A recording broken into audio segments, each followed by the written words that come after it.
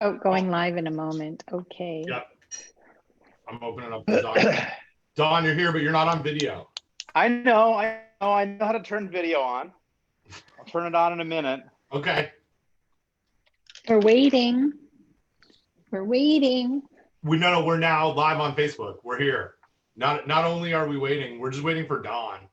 I'm here. Well, yeah, I know, but you're here, but you're not really here because in the gallery view that the people that watch this on the Facebook, on the socials, there is no Don. It's just I know my mom was complaining to me. She said, why sometimes were you disappearing? And I was like, well, I was having a bite of food or a drink, and I didn't want to subject all of the people on Facebook to that. And I have not had a chance to comb my hair, so that's why I wear a hat. For lots of reasons. Although I will have an update on my hair situation as we go through this. So welcome to the Safe Plates Information Center, episode 3. I think we've decided that this is a thing that we do now. So there's a YouTube channel.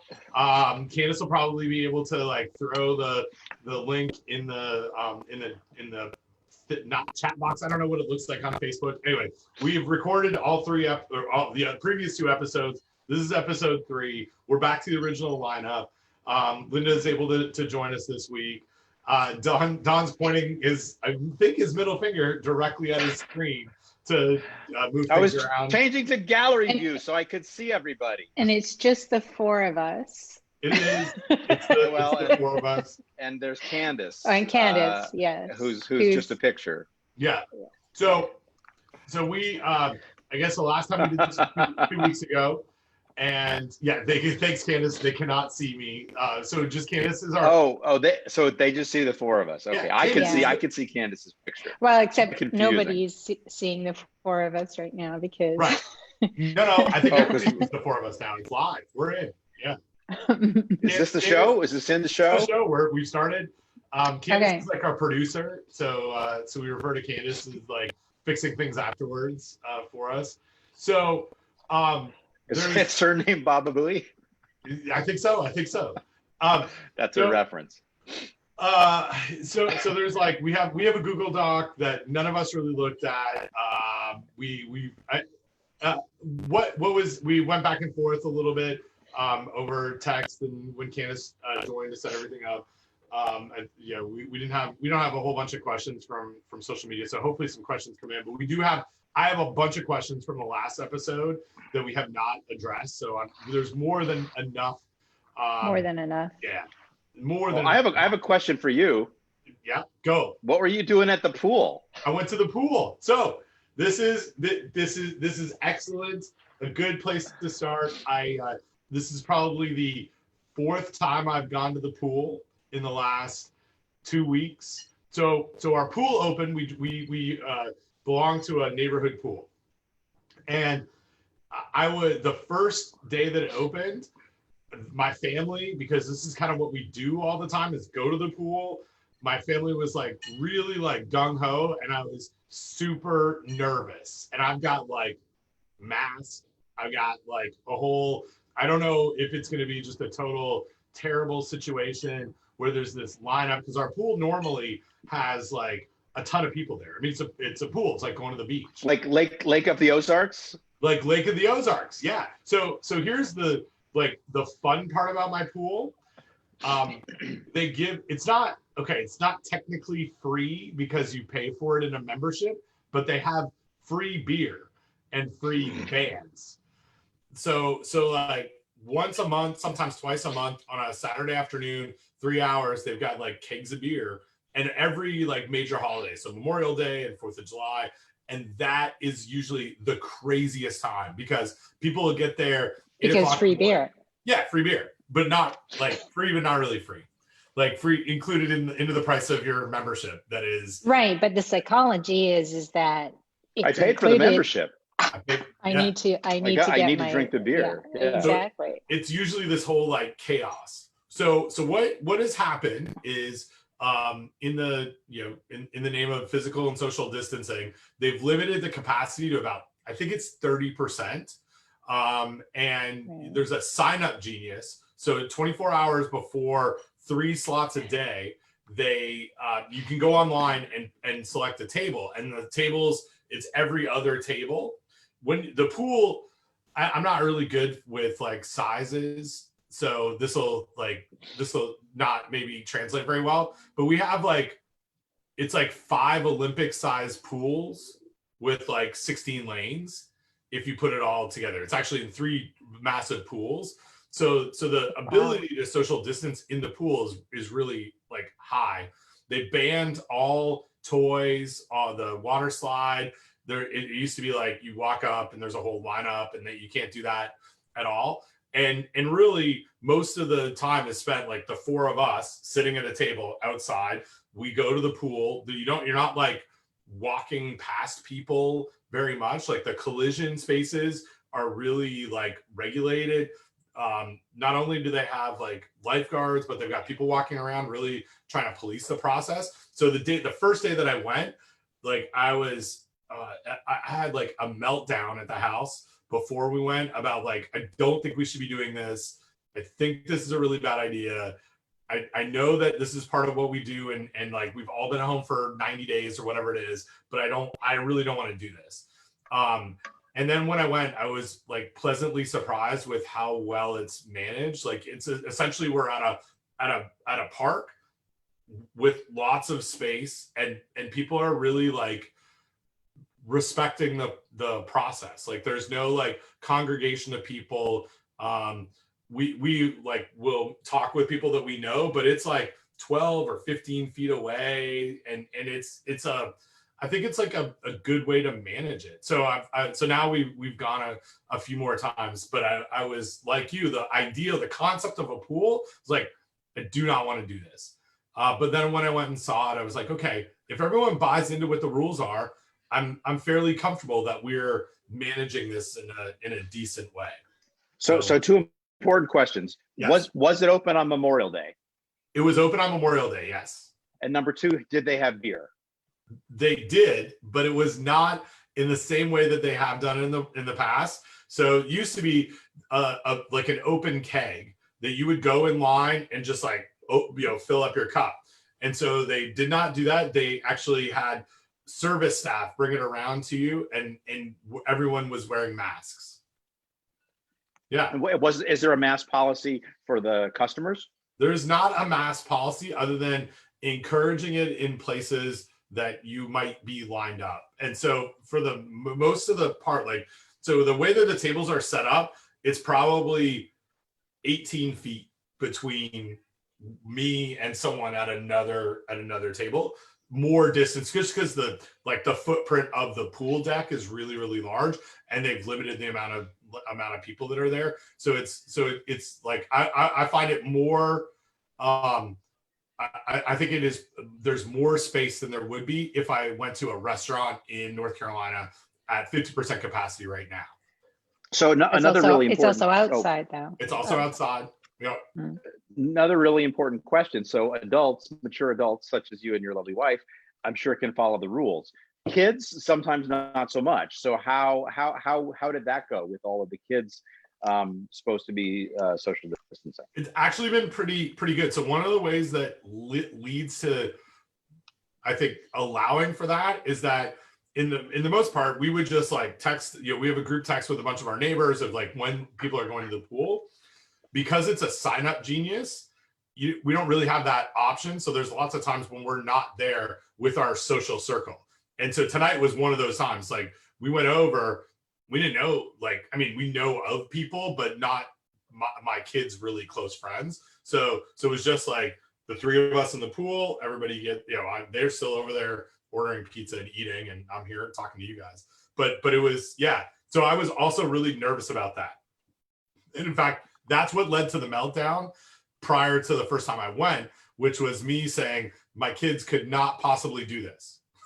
Like, I do not trust them to manage the risk. And of course, in a very selfish way, it was, you're going to be an asymptomatic carrier of coronavirus and not get sick. And you're going to give that to me and I will die.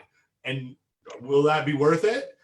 Are you happy? So it's like I would say not a rational conversation at all, but yeah, that's where this all started. So it took me about half an hour of looking around, seeing how You were other people- actually telling your children that they were going to kill you? Yeah. No, I'm a terrible parent. Like, No, he's an expert risk communicator though. I'm very good at risk communication with people that are not in my family. But yeah, no, I was like, is this really worth it? That you're gonna go, like, I need you to understand how important, how freaked out I am that we could be getting into a situation that's going to expose us to like me dying. And so I shocked them into that process. And I think, like, in the times that we've gone, they've been fairly good at respecting my wishes of not dying. That's good. Yeah. That means they kind of like you, you know. But what about going to the pool? What about other kids that are not being raised right though? See, it's been really, like, surprising that there really hasn't been anything that I've seen that was like, ooh, should stop doing this. Cool. And yeah, so it's like, that's why we've gone back, sort of multiple times. I was, Danny was like, all right, we're gonna go and check this out. And literally after 5 minutes, if you think that this is a problem and your head is gonna explode, then we'll leave and then we'll come back at some point. You could leave and come back and get us. Yeah. But she, like, so she knows how to manage you, in other words. She does.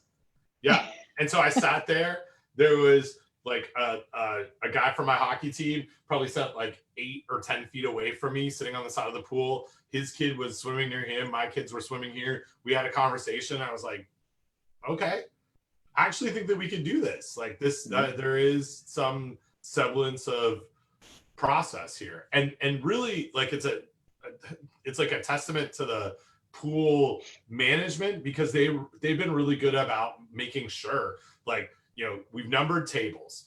They close the pool for 30 minutes and they've got an electrostatic fogger that they use on tables in between these, like, sign up genius times. So you've got like a 3-hour time at the pool. They close it for 30 minutes. They go around fogging it with a disinfectant. They're using, I think it's thymol based.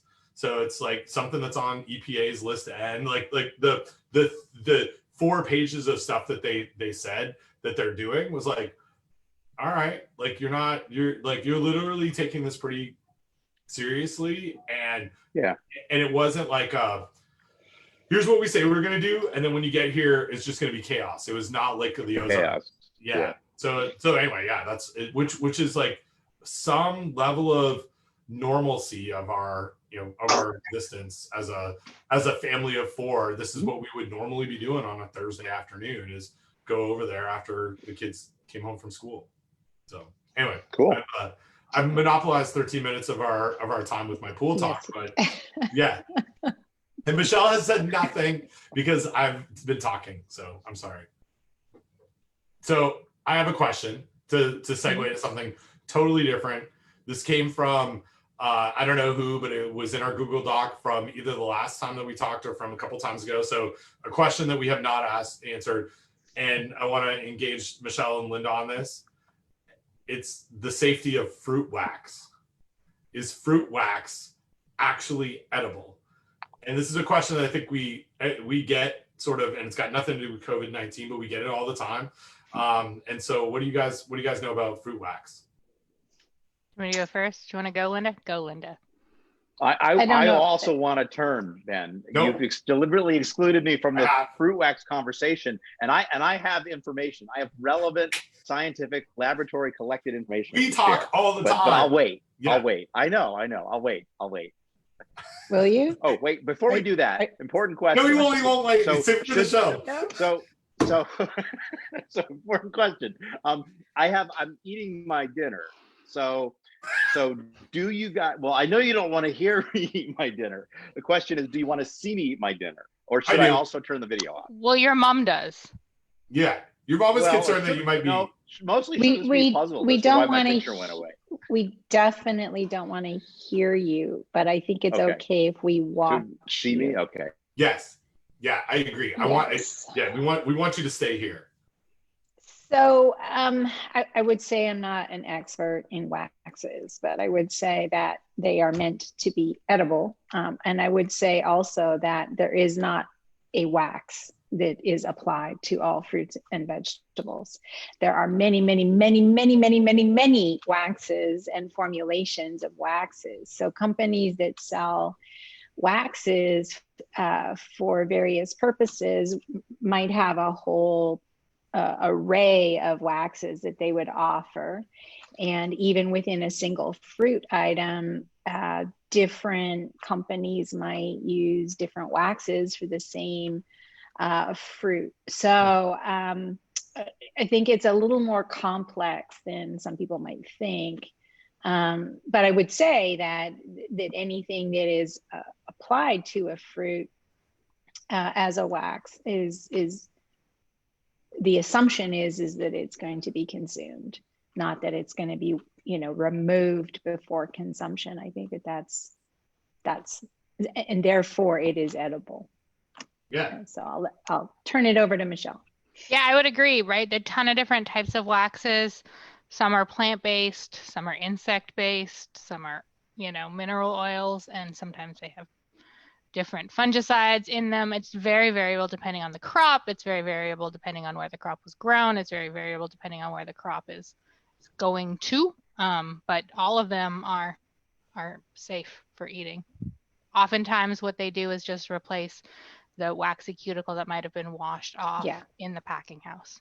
So I think that's an important thing to realize. I mean, if you go pick a fruit off the tree, like an apple or something like that, it'll have a wax on it that, you know, ultimately protects the fruit from, well, protects it in the wild, if you will, but then also can slow down respiration, can slow down dehydration, you know, so limit the transfer of moisture in and out. So there's a purpose, and it's not only or solely cosmetic, you know. So I think some people think that it's applied for a reason that perhaps is only, you know, like cosmetic. It's for the good looks.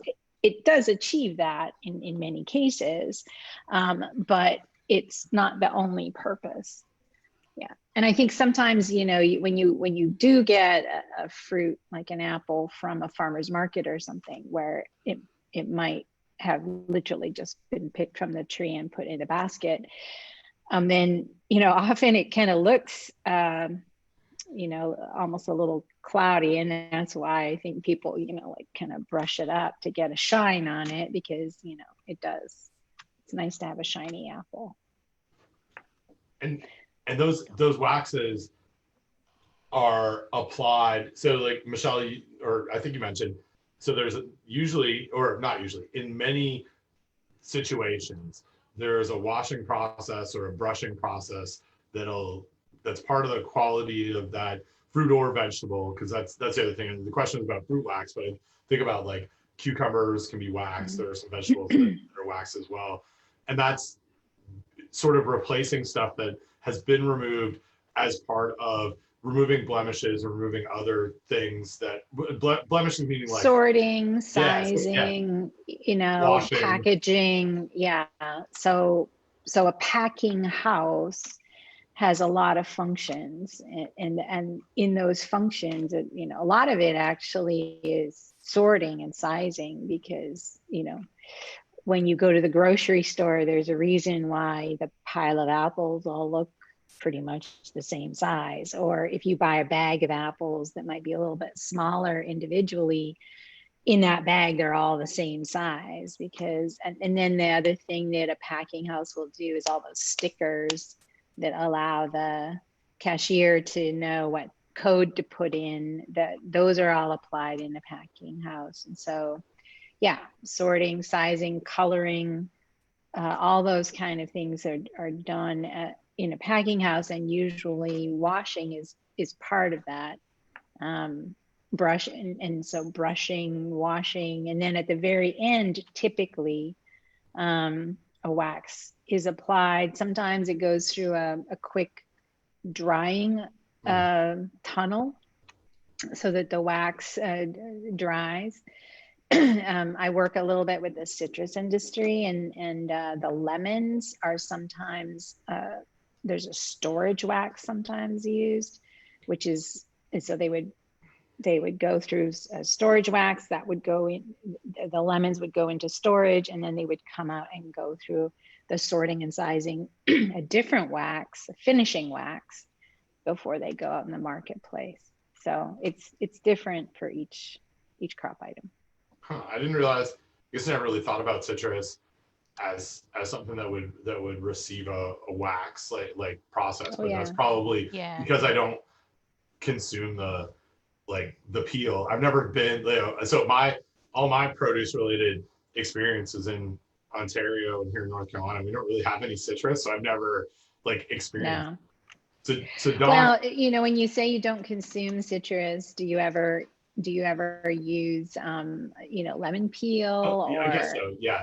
Yeah. A little bit. And that, not something like the typical way that I consume citrus is grapefruits with breakfast, and then limes to make margaritas, and then iced tea. You're in North Carolina? Do you drink tea with lemon slices? No, no. Let me park that for when we talk about things we miss from Canada, because the tea situation here in North Carolina does not meet my palate.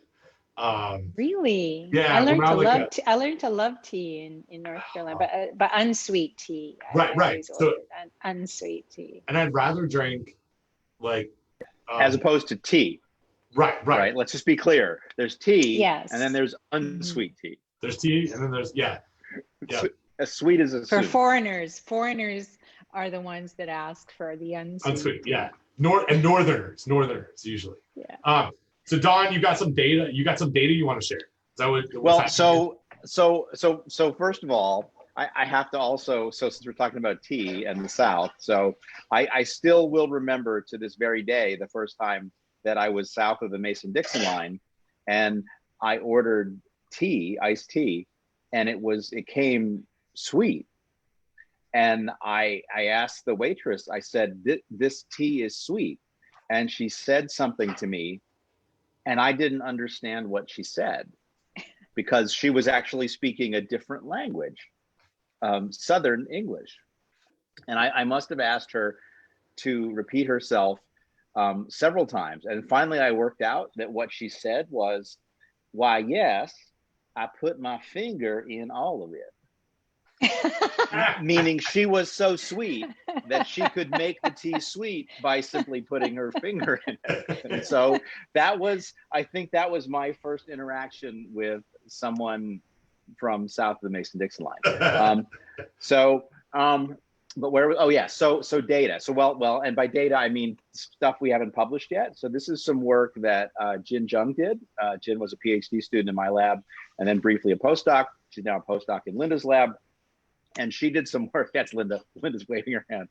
And Jin did some really interesting work looking at waxing as a cross-contamination possibility. And so what we did was we applied organisms to cucumber, and then we waxed the cucumber. We looked at the transfer of the salmonella or the organisms from the cucumber. I think we did Enterobacter and salmonella transfer from the cucumber to the wax, and then subsequent waxing with that same brush to other cucumbers. And so that is one amongst at least several papers that need to be published at some point. So anyway, it's go ahead. So, and there's transfer. So it's not a big risk. We also look at survival in different kinds of waxes. So yeah, look for that paper to come out sometime within the next couple of years. Soon. So I think, waxing equipment in packing houses is really fascinating because it's almost impossible to clean and sanitize because you get that wax buildup on it. And so to get it clean is, and because it's brush rollers and it's really, it's terrible equipment to clean and sanitize. Now, one of the good things about citrus, as Linda said, is some product can go through a drying step after. Typically on a citrus line, that dryer actually gets enough heat in it to get a pretty significant kill on it. Close to Because you got 5 the heat, logs. and then you got the desiccation. Yeah. And then the waxes can be, the pH of the waxes, because they're so varied, can be all over the place. wow. And so some of them are, low, some are high, some are neutral. And so depending on the wax, you can, as Michelle said, you can get a reasonable reduction of surface microorganisms. And we actually have published data on that. Really? It's not a competition. Really? Not a competition. Yeah. Oh no, A couple of papers on tomatoes and oranges. So since we're competing, Michelle, how many papers on coronavirus have you published? I'm just saying. Not as many as you, Don. Yeah. Not as many as. Well, I've published 0, but. All right. Submitted. We're moving to a something else on that's produce, a little bit produce related as well, and something that we developed some materials on a few weeks ago, because the strawberry season sort of coincided with COVID-19 emerging in the U.S. and it's about UPIC farms. So the question that we got was, I want to go to a UPIC farm. Once stay-at-home orders are lifted, is it safe to visit a UPIC farm? If so, what should I be doing to prevent getting COVID-19? So let me, there's the question. Let me throw it open to everybody. I've been to a UPIC farm. I went picking blueberries. There we go. Months ago, I think back in April. Sorry, time is funny, but I went to months ago is April. Could be, yes. It's June. At least 2 months ago. A couple of weeks ago. No. Go ahead. Sorry, a couple of weeks ago was May. No, I think it was back in April. I mean, it was early in the pandemic days. In fact, I think it was one of the first trips I took outside my house was to a UPIC blueberry farm. And I think that because that was on the top of the list for leaving your house. It's like, if I leave my house, I got to go to a UPIC blueberry farm. No, I'm parking that because I want to know. Look, we're coming back to that. Go, Michelle, go. Okay, but yeah, so I mean, I think that UPIC farms, certainly the UPIC farm that I was at, was a big farm. It was probably 10 acres worth of blueberry fields. And so, you got in and you got a clean, sanitized bucket and you went into your own row of blueberries to be harvesting. And I was there by myself. I wasn't close to anyone. Now, Dawn and I had a question on a PSA or a Cornell office hours that we were on earlier this week that specifically focused around like bathrooms and hand washing stations at UPIC operations. So I will say the operation I was at had plumbed bathrooms and they had every other stall marked off. But the question is, should we have bathrooms for people, right? Because that's a high contact point. Right. And the answer we came up with was yes, because you would force people into bad decisions if you did not have restrooms. And then, increasing hand washing stations, watching even just hand sanitizer, and Dawn gets mad when I say even just hand sanitizer, or hand sanitizer. I think that they can be done well. And I think, again, right, like Ben said, outside, if you're in a situation where you're distant from people, I think they're quite reasonable. And Michelle told a very good story about the consequences of not providing a bathroom, which featured a family member. Let's just put that teaser out there. If people in her family want to research it further, maybe they can find the video posted somewhere online. People in my family texted me already to tell me I am not smiling enough. So you're not smiling enough. Yeah. So I will not we're share smiling too much. I'm gonna wave to your mom. That was my dad. But hi, Michelle's mom and dad. I will say that I will not tell this. Well, the story is just that my brother was in a situation where he couldn't find a toilet after visiting two gas stations and a drive-through restaurant that all had their public toilets closed. He was put in an unfortunate situation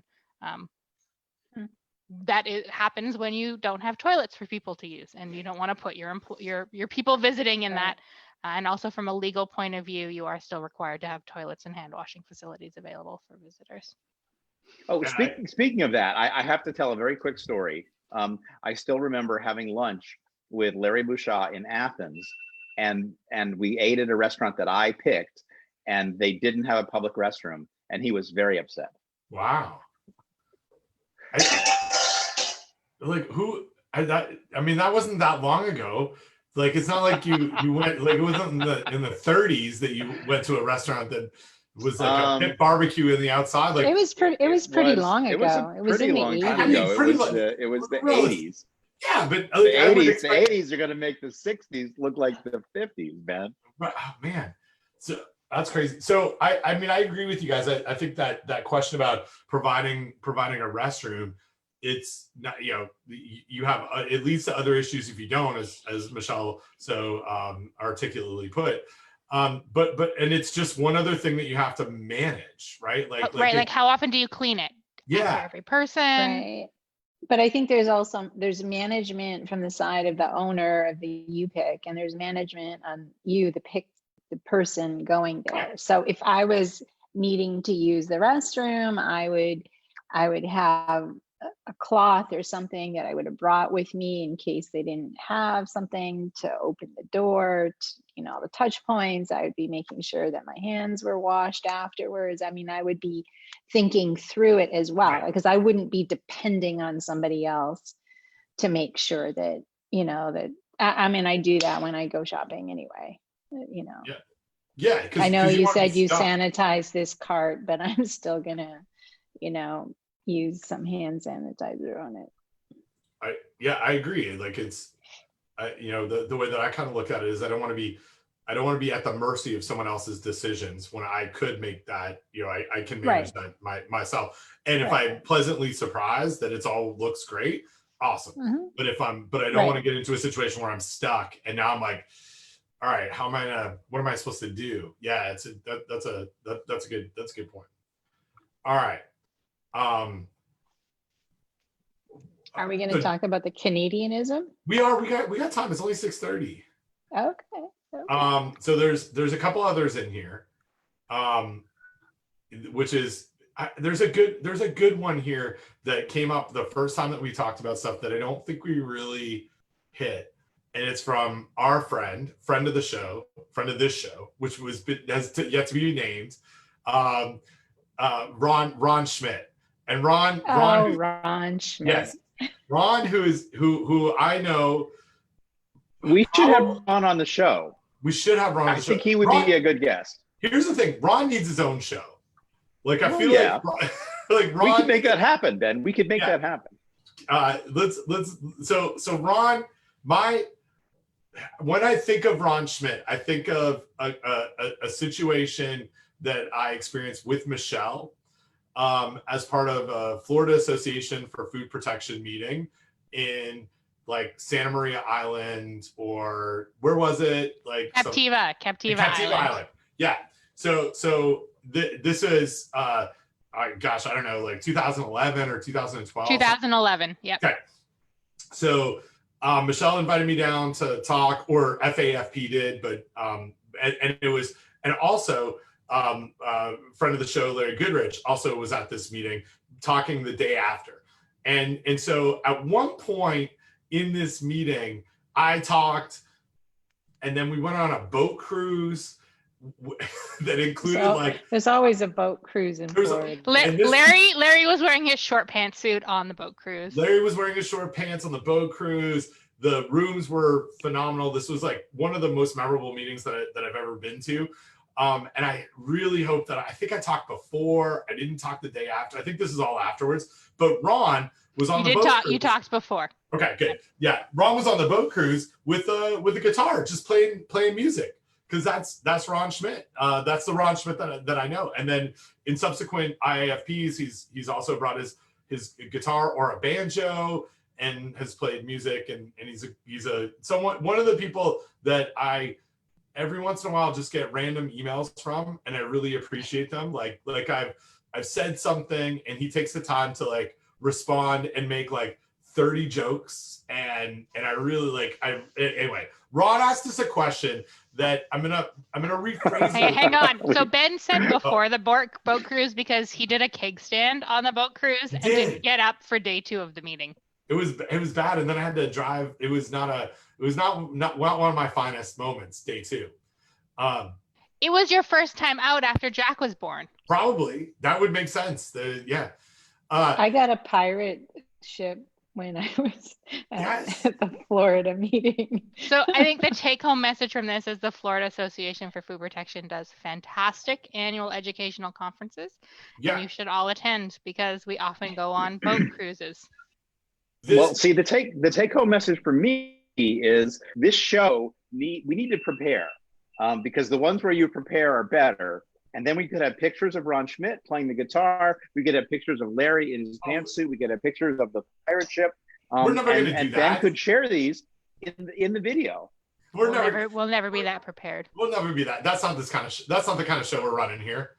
I don't know, Ben. I think we got to do better. All right. Here's the question, and the question that Ron asked is, I actually really like this, and it's not. I'm going to rephrase it a little bit. His question, it was really related to COVID-19, and his question was, are we ready when it's traced to food? And I'm going to say, are we ready if this pathogen ever gets traced to food? And I know this is like a really I don't know, it's a sticky question, but I want to talk through it. Like this becomes something that I think we're all gonna have to manage. And I'll preface this entire conversation with, I think it's really unlikely that it's ever going to be traced to food because of the biology, because of what we see in clusters happening right now and the transmission route. I think there's lots of reasons why it's unlikely to happen. But if there was a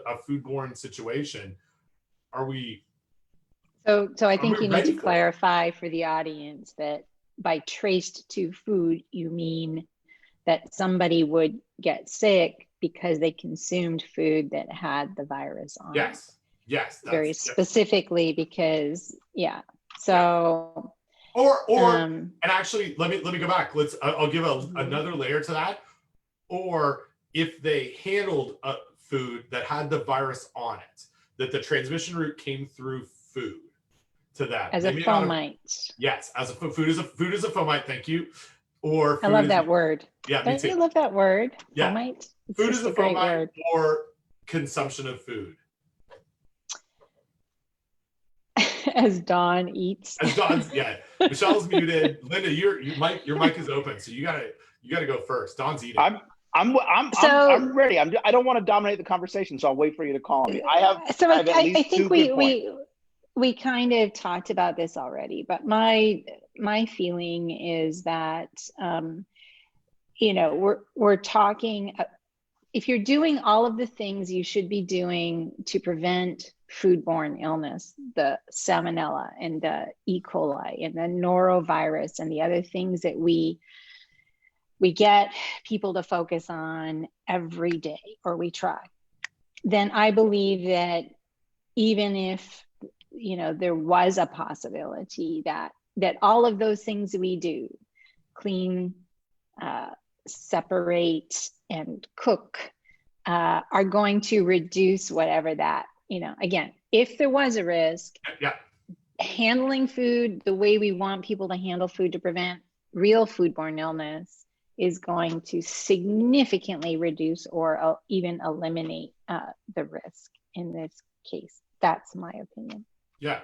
So just to capture that many of the things that we're already focused on in the world of food safety will also lead to reduction. Yeah.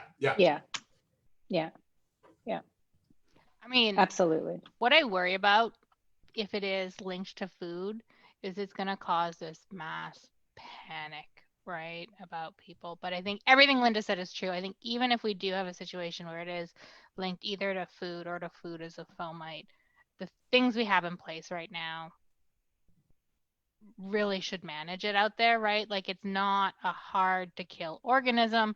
It doesn't appear to have, you know, long-term survival in the in the environment or on the contact surfaces that it's been studied on. So yeah, I agree. Are we ready for it? No. I mean, I think if there's a report and a real, like a not a Yeah. fake news report, but like a real scientific study that shows that their food is a vehicle, I don't think we could be ready for the fallout I agree. from that. And I think the reason for that is because it's well, you know, we're all about communication, but that the nuances of I mean, it's already been hard, that nuance of the communication. And I know that some of the confusion comes at this point because we focus on high touch points as being a route of transmission, although, you know, still they say that it's a low route of transmission. But we were talking about those bathroom doors, right? And how you want to prevent touching the bathroom door that everybody else has touched. And so why? Well, because then it's on your hands, and then, you know, if you're touching your face, you know, so people are going, well, why isn't the logic the same for fruits and vegetables? And I would argue, well, they're not typically high touch points. You know, there's time, and then we apply all of these other mitigation strategies because that's how we handle food. So I also wonder in this, like I thought about this question after Ron asked it a little bit, and what I don't, this is more like a prevalence question. So yeah, we know that there's community outbreaks, but I don't think we really have a sense on whether exposure in food or even in fomites, I mean, let's like focus on food as a consumption. If it's more likely to have SARS-CoV-2 on it than it is to have something like pathogenic E. coli or Salmonella or Listeria. And is like, and does it, so we know that there are like clusters of those outbreaks because of the likelihood of those things happening. But my guess is right now that it's way less prevalent. Like even with these clusters of illnesses, it's not near, like the things that we focus on in food safety are so much more likely to be there, and it's already really low, right? Like it's, you know, and so that's all nested into this. Like, yeah, at some, you know, like Michelle said, if we have a cluster that pops up that is related to some sort of food situation, knowing more about like how, and it's similar to how I'd answer a question like about you know, salmonella on, you know, X, you know, cilantro, for instance. So I think in order for, you know, and so again, an outbreak requires, you know, more than one person. So you have to have a cluster of people, all of which are presenting illness from the same consumption of the same food. If you think about how that would have to happen with this virus, which presumably in high numbers excreted only through respiratory droplets. And then we know that is a relatively, you know, the die-off on surfaces happens, you know. So I think it would actually be more, if it was going to happen, it would be more likely at a restaurant or a, you know, so that the time from the potential contamination from somebody coughing on a large amount of food that would feed more than one person, and then there's no time from the, you know, that contamination event to consumption, you know, maybe under that, rather than somebody picking my apple 3 weeks ago or a week ago or last year. Yeah. You know, and then it's gone through a packing house and blah, blah, blah. You know what I mean? It's like, absolutely. I mean, I think that's all the reasons why it's really unlikely, right? Like, yeah. Yeah. So I've got a few comments. So I'm still waiting for us to have adequate contact tracing so that we can even figure out if there was a foodborne case, right? And then in terms of fomites, I know of one example in the published literature where fomites caused transmission. And that was a church in Singapore where two people traveled from Wuhan, China, Michelle, from Wuhan, China to the church in Singapore. And then they left after that church service, and then someone else, they know from CCTV, someone else sat in that same seat. And then that person, so the two people got sick 2 or 3 days later. The person who sat in the same seat for the next service got sick 14 days later. And that's the only documented case that I've been able to find of transmission by fomites. Now, I was on a call this morning with my research team, and I've got a young lady, undergrad, who's going to be doing some research on bacteriophage survival on surfaces, and she's been reading the literature, and she found another example from a shopping mall where they ruled out all other possible causes, right? So in the entire planet, not even talking about food. Well, I found one more, Dawn. Okay, so please send it. I interrupted you. I'm going to get in trouble for interrupting people again. No, it's fine. It's fine. But, please send it to me, or it doesn't. But count. I did. I found one more where it's a bus in also in China. Oh, wait. Then now, is that a newspaper article, or is it an actual peer-reviewed publication? I'm going to have to go and look. Yeah, there's a newspaper article, and the paper was retracted. So it needs to be either preprint or peer-reviewed literature, or it doesn't count. We have standards, Michelle. We have standards. And then I want to push back a little bit on Linda's comment about a high dose. Based on what we know, it looks like TCID 50, right? So tissue culture infectious dose 50 levels in a cough or a sneeze are about 10 to the fifth. So it's nowhere near the levels that come with norovirus, right? And it doesn't survive nearly as well. And again, as far as we know, it's not transmitted, orally anyway. So I am very skeptical. On that though, Don, isn't the mode of infection totally different, right? Like the TCID 50 in a respiratory situation is going to be different than it is in a gastro situation. I need a lot of I need more because it's got to get through my gut. Right. But also by high dose, Don, I just meant that a dose that would be enough to distribute and make multiple people ill. Right. Right. So, in that case, we're not talking maybe about what you might pick up off of a door handle or whatever, which might, so it's, I was just making that point that it's not. Yeah. And to me, this likely scenario is not a piece of food, that's harvested by somebody who's sick, right? Or a piece of meat.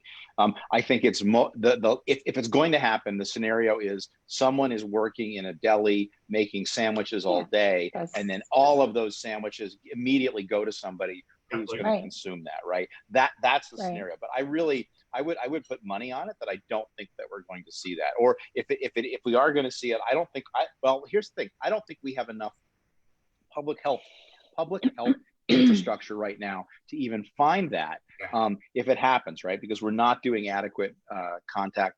We're not doing an adequate testing and adequate contact tracing. So I think it's unlikely that we would find it. And there's other reasons too. We can talk about mechanism of invasion. We know that there are cells in the gut that have ACE2, but it turns out it's a little more complicated because you have to have this furan cleavage site as well, apparently, for the virus to infect. So anyway, lots going on, lots we still have to learn. But I would bet money that it's not transmitted by food, or if it is, it's vanishingly small. I mean, like I said, we can barely find examples where it's transmitted by fomites, much less food. Right. Yeah. No, good. I mean, I didn't want to leave that question out there because I think it is at the it's at the central message of what we've seen in our world, right? Like in our, like the four of us world, not our global world, which is, don't look behind the curtain, but it's like, let's go look at the things that we do know are causing illness, but it's good to sort of talk about all the reasons why that we think this Well, is. and let's talk about COVID-19 and food and risk, because I think there really clearly are some risks, and it's the risk of the food supply system not being able to sustain extensive number of illnesses of employees, right? That's the real risk around food and COVID-19. It's keeping our workers healthy, keeping meat plant workers healthy, keeping farm workers healthy, keeping grocery store workers and restaurant workers healthy. That's the challenge when it comes to COVID-19 and risk in food. Yeah, yeah. And the reason we want them healthy is so that they can work. And so I think because we need food. Right, but I think people confuse that as well, that it's not the concern that we don't want them working while they're sick, because that is transmitting among their colleagues.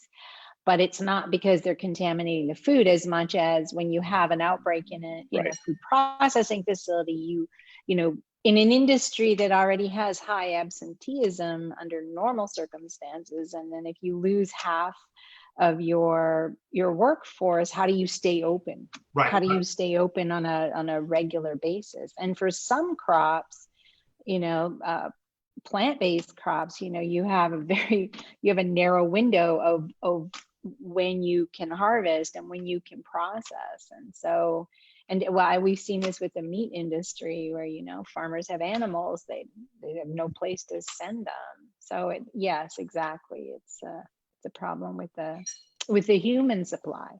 Mm-hmm. And keeping true to my promise to derail, Ben, you have photos in your message stream that you could post of Larry Goodridge in his short suit. You have photos of pirate ships. I think our audience, Ben, I think I understand our audience, and I think they want to see these photos. Sort of. I can't, because I'm not the host, and Candace is. So if Candace could like allow us to post. Candace can make you the co-host, and then you should be able to share. Yeah. I think that, well, so she's heard the request. So I'm going to go to a different question now, which, and we only have a couple minutes like left in our allotted time. So two things that I have. One is Michelle went to Blueberry U-Pick for the first time. That was her like normal thing that she did as leaving the house as part of this pandemic, and at a time where she could get out. Linda and Dom, where did you go? And then I'll tell you where I went. I don't remember because again, Michelle, like months ago. It might not be the first time you left, but what was the time that was like you went out and you're like, this is something that I used to do really normally, and it's something a little bit different now. Like not the grocery store, not like something else. Because you did relay some texting to us about going to Costco and going to Costco was so I did coupon shopping. Well, it was not exactly coupon shopping, but so what I'm trying to do is, if I'm going to go out, I try and make it worth my while, right? So I'm gonna go here, and then I'm gonna go there. I map it out. I'm gonna, so I had placed an order on the Container Store. We can talk about that another day. And I was going to go for pickup. So I started there, but then I thought I needed something at Home Depot. And I pulled into the Home Depot parking lot, and it was a Saturday, and it was full. And so I left, and then I got my pickup, and then I went to another Home Depot, and the parking lot was full. And then I went to Costco, and the parking lot was full. So I braved Costco that time, but with the mask and everything, but there was too many people. It was like too dense. They weren't, they were monitoring people entering, but I don't think they were counting, and I would have preferred a lower density of human beings in that store. So yeah, that was. Where did you go, Don? I don't go anywhere, Ben. I just stay home. It's like the hit line that I tweeted about, which is, we don't go anywhere except on trips, which is one of my favorite lyrics of all time. I don't know what it means, but I love it. We don't go anywhere except on trips. No, so I leave my house every day, at least 2 times a day, to walk the dog. Extensive backyard time with the dog. A lot of folks on the streets of my little town wearing masks while they're walking, which I don't quite understand. People wearing masks while they're driving their cars, which I don't quite understand. But I would say that I have been to the Home Depot. I went once and there was a line, and so I didn't go. And then I've been a couple times since then, and no incidents, no line, easy to get in, easy to get out. Probably the most disruptive has been trying to source my Starbucks coffee. And so figuring out which Starbucks are open, which ones have the kind of coffee that I like, and then figuring out how to get in and get out easily. The one that I first started going to, I thought you had to go through the drive-through, but it turns out that if you order ahead, you can pick up the coffee and it's ready. And so anyway, so sort of navigating the Starbucks COVID-19 ecosystem has been the biggest challenge. But for the most part, I just haven't been going anywhere, which is delightful. I haven't been many places, but now that things are starting to open up, like, kind of silly things. Like, I've got a couple of pictures that I need the frame replaced, and so I'm gonna venture out on the weekend to the framing shop, which is now open, right? See how that goes. Well, and I'm honestly, June 22nd, barbershops in New Jersey are going to be open, and I got to figure out what I'm going to do about that. Because as long as they were closed, I could keep growing my hair, but now I'm going to have a choice. You should keep growing your hair. Ours are open. I still have like lots of hair going on here. I'm not going yet. Well, mainly because this is my last chance probably ever to grow my hair long, ever. Well, but see, I can do that legitimately until the barbershop's open, and after that, it's a conscious choice. So yeah, where I'm at, it's a constant struggle in my house right now. So where I mentioned the last episode, I was going to School Kids Records to go find some records, and I found 3 records, and that was my thing. And it was, I think I mentioned they had like a whole bunch of things that they wanted people to do. Like, there's only gonna be 5 people in the record store at a time, hand sanitizer, and it was literally perfect. Like, all the things they talked about was exactly how they managed it. And in a record store, like, you're digging through like stacks of unsorted things. Like, it's I wouldn't say it's a high touch surface, right? But it's a touch surface that's, multiple people are touching. It's not like a doorknob, but it was like, in fact, I walked in and there were duct tape, because in the record store world, like, there was nothing fancy about it. Duct tape arrows on the floor to the staff bathroom to say, when you come in, we're taking you back here to wash your hands. That's the first thing you're going to do when you get in here, and then you can come through. And it was really it was good. It was a I don't know. It made me feel it just like with the U-Pick. It made me feel like, or with the pool, it's an operator that legitimately thought about it, cared about it, and said, all right, here's how we're going to try and do our best. Like, some of these things might work, some of these things might not, but it was really right. Yeah, and that was my experience at Starbucks too, especially when I figured out like the one where I could pick it up instead of waiting in my car.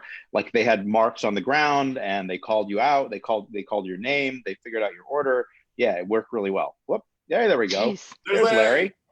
All right. There's one. I'll share a couple more here. So yeah, that was Larry at the at Ben's keg stand FAFP meeting. Unfortunately, I don't have any pictures of Ben. 2011. I guess we didn't take photos on our phone very often. I'm not sure it even happened then. I did. I'm sure there's a photo somewhere. I just have to talk to Peter or Zeb to find it. Could be. All right, here's I don't think I shared something else. Oh, you shared your whole screen. Don't look at that. It's chaos. Share screen. There we go. Here's Larry. Apparently, we're just sharing photos of Larry. Larry and I went wine tasting, a Florida wine at the Florida Wine Distillery, Florida Tropical Wines, I think it's called. Yeah, Larry's a handsome man and he's a snappy dresser. Yeah, I love Larry. All right. Poor Larry. We'll have to tag him in this somehow. I'll share screen. Oops. No, don't go yet. Got another one here. This is a good one. I like. Oops. if I can figure out how to do it correctly, it'll be great. I'm doing it on the fly because here we go. Here's Michelle and Linda. Oh dear, you did have a pirate picture ship. And with a the pirate ship. Oh, well, look at him wearing exactly the same dress and the same necklace. How many dresses and necklaces do you have, Linda? What are the odds? I love it. I love it. All right. Uh, And then I That's got hysterical. Oh my gosh. one more picture of Linda coming up. This And one look at is my me figuring favorite. out technology. Linda saying, look, it's a pirate ship. I love it. I don't remember you being there, Ben. For No, He that. wasn't there. I wasn't there. Oh. Yeah. Michelle. So Michelle found it. funneled those to you. Yeah. Okay, you got it. Got it. Okay, so before we go and we're getting to the end, this is something that Dawn, before you got on, the 3 Canadians, because we always have to dominate stuff. We talked a little bit about like Canadian things that we miss, and so my hat that is bleached out by the light is Howie's hockey tape, which is not Canadian hockey tape, and in fact is terrible hockey tape. But they have free hats, which I kind of like the hat. The hockey tape that I use is actually made by Renfrew. And what started this whole conversation is that every time my parents come to visit, they bring me 2 or 3 giant rolls. Like it's actually like a package of rolls of Renfrew hockey tape. It comes with 2 black rolls, 1 white roll, and 4 clear tape. And the clear for my shin pads, and then the black and white are for your sticks. I prefer to use black tape on my sticks. There's no rhyme or reason to this. It's just I've always used black. My kids prefer black on the top and white on the blade, and I don't know why. But black would hide the puck, so you could be like, it would be like, right, theoretically. That is the thought of it. It's not actually true, but that's why people have black tape. White tape is just cool because all the super cool hockey players in the NHL use white tape, so that's why my Then kids. you can see like the puck marks on it when you make a great True. shot. Yeah. And it can tell you where you're catching things. Anyway, so that is one of the things that we get from Canada at like every time. Michelle. So then I shared that today I got in the mail a care package that had a dairy milk fruit and nut bar, which is, I miss Cadbury chocolate so much in the US that I also started eating because it's been that kind of a day. I'm a fruit and nut guy. It's even like in English and French, fruit and nut. Yeah, I'm like 100% fruit nut. Mhm. Danny thinks she refers to that as old people chocolate. It totally is old people chocolate, and I don't even care. I love Like it. it just reminds me of home. Yeah. All right, Linda, my- what's your props? Oh my God, Neocitrin, Okay. yes. No, so this is magic elixir that if I run out, I feel completely insecure. So it is not, Theraflu is not the same thing. So Neocitrin, in fact, right at the beginning, this whole thing, in March. So the hint of feeling like I have a cold coming on, I take one of these before I go to bed. I sleep like a rock, and I wake up in the morning and I'm fine. Magic. What is that? Pure What's the magic. active ingredient? It's so funny. Like I don't care. It just works. I grew up on Neocitrin every time I was sick. We I all was did, sick. right? And All I of never us. really thought about it here. It's just like it's not a thing that we have. Like it magically appeared in my house growing up. I've never taken it since. Yeah. That's amazing. No, so yes, it's. I even take it with me when I travel because sometimes when you're traveling, you don't feel well. That you make one of these at night. So for those who don't know, it's like Theraflu. It's like a lemony thing that you drink. Yeah. And hot. Yeah. And for me, it puts me to sleep. I think that's part of it. It's like knocks me out, and I'm good to go the next day. I wonder how much of it's like the ritual of like this taste. I know. Right? Like it's like now that's I really don't want to ruin that ever. Oh, no. Because it works. Even if it's a placebo effect, I'm all for it. So Linda, you also mentioned that, and you didn't tell me what it was, but when you go to Canada, you eat something. Oh yeah. And it's weird. Well, so and I would say as I've been longer in the US, I would say these are less frequent that I actually seek them out. But I like butter tarts, and they're, and Nanaimo bars, so kind of to a bake shop, and, and Matrimonial, or the date bars. The date bar. Bars, yeah. So mostly you like Saskatchewan Prairie, like dainties from church ladies. Yeah, Western Canada dainties. British Columbia dainties is, definitely. I don't know. Do they have dainties like that in Ontario? Yeah. Absolutely. Yeah. But I mean, so it's the dainties. same things. They're all from the West Coast. I mean, butter tarts are like most definitely a thing that we eat. There's a bakery that's less than a mile away from my house that makes butter tarts, like actual butter tarts. So do you like them with the raisins or not? I do. I mean, me too. The raisins make it, right? It does. Yeah. Without the raisins, it's just pecan pie filling, which is so good because I don't like it with the raisins. So that's kind of what I do.